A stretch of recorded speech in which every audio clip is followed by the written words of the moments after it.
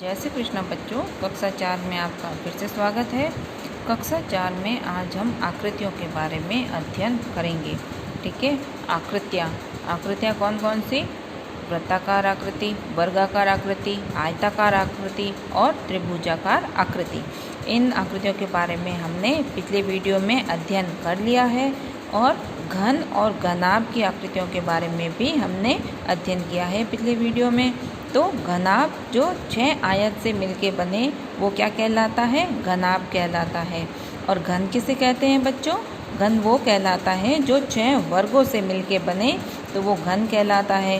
तो घन और घनाभ में भी आपको अंतर समझ में आ गया।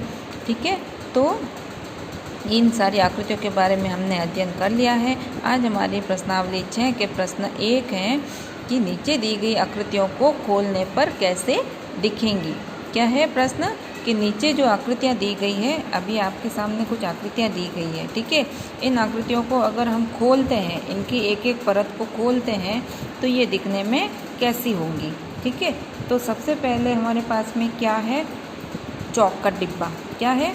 चौक का डिब्बा। अब चौक का डिब्बा बच्चों पिछले वीडियो में पढ़ा था हमने, कैसा था? वर्गाकार था, वर्ग के आकार का चौक का डिब्बा था, क्योंकि इसमें वर्ग बन रहे हैं, है ना। क्योंकि इसकी ये एक भुजा, ये दूसरी भुजा, ये तीसरी भुजा और ये चौथी भुजा क्या है? बराबर है। ठीक है, अब जैसे अगर ये 2 सेंटीमीटर की है तो ये भी 2 की, ये भी 2 की और ये भी 2 की, तो इसका मतलब ये बराबर है। तो बराबर 4 भुजाओं से बंद घिरी आकृति कौन सी होती है? वर्ग होती है। तो चौक का डिब्बा कैसा है? वर्ग की आकृति का। अब इसमें कितने वर्ग बन रहे हैं? 6 वर्ग बन रहे हैं। देखो कैसे? 1 2 3 4 5 और 6। तो ये कितने वर्ग बन रहे हैं? इसमें 6 वर्ग बन रहे हैं। तो 6 वर्गों से बनी आकृति क्या कहलाती है? घन कहलाती है ना। तो ये कौन सी आकृति हो गई? घनाकार आकृति हो गई। कैसे आकृति हो गई बच्चों? घनाकार आकृति। ठीक है, 6 वर्ग से मिलके बनी आकृति क्या कहलाएगी? घन कहलाती है। ठीक है, तो इसको जब हमने खोला तो ये नेट अथवा जाल, इस तरह से हमें आकृति दिखाई दी। इसमें कितने वर्ग बन गए बच्चों?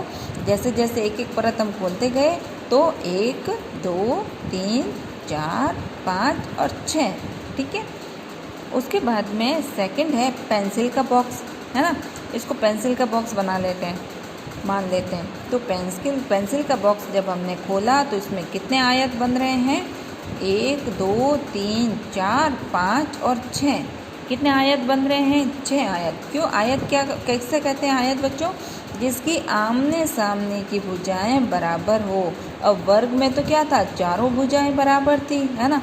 ये जो चारों रेखाएं हैं ये चारों बराबर हैं, मगर आयत में जो आमने सामने की भुजा होती है, अब इसके सामने ये है और इसके सामने ये है, ये दोनों बराबर है ना। ये चारों बराबर नहीं है, ये 2 बड़ी है और ये 2 इन 2 से छोटी है। तो आमने सामने की भुजा जिसके बराबर हो वो आयत कहलाता है। तो 6 आयत से मिलकर बनी आकृति क्या कहलाती है? घनाभ कहलाती है। क्या कहलाती है बच्चों? 6 आयत से घिरी बंद आकृति घनाभ कहलाती है। ठीक है, अब उसके बाद में है ये पाउडर का डिब्बा ले लो।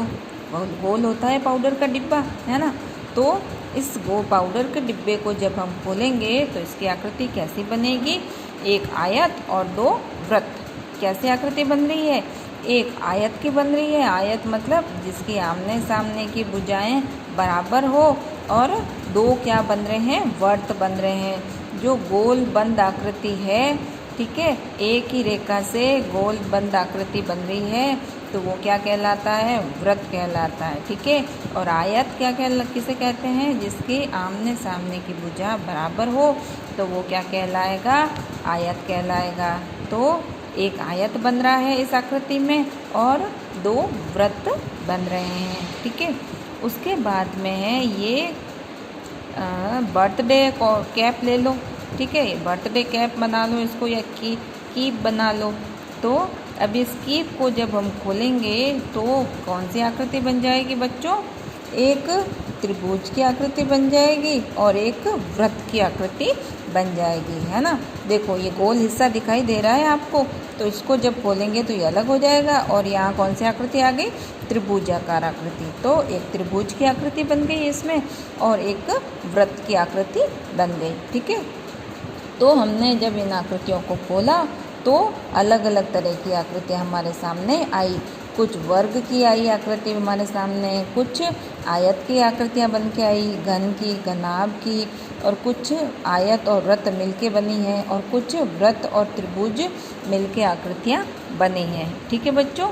इसी तरह से हमें आप लोग घर पे भी प्रैक्टिस करना। आपके आसपास में ऐसे कोई बॉक्स पड़े हो या किताब पड़ी हो तो आप उन्हें खोल के देखना कि कैसी आकृतियाँ बनती है, ठीक है। जय श्री कृष्णा।